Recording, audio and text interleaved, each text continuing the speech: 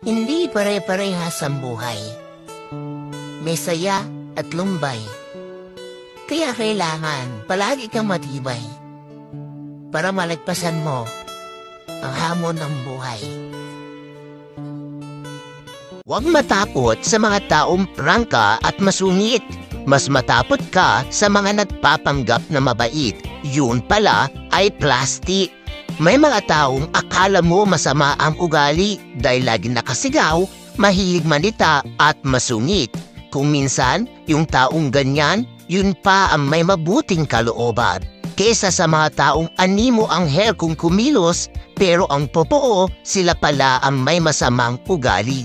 Maganda maging kaibigan ang mga taong prangka at masungit kaysa sa mga taong patalikod kung tumira at kung umasta, pabida. Lahat tayo may bad attitude, pero hindi ibig sabihin nun masama ka ng tao. Di tulad ng iba dyan, kunwari mabait lang pag may kailangan at pag napapakinabangan yung isang tao. Tandaan mo, hindi tayo masungit o mayabang. Sadyang dilan nating ugali ang magbait-baitan sa mga taong batikan sa pakikipagplastikan.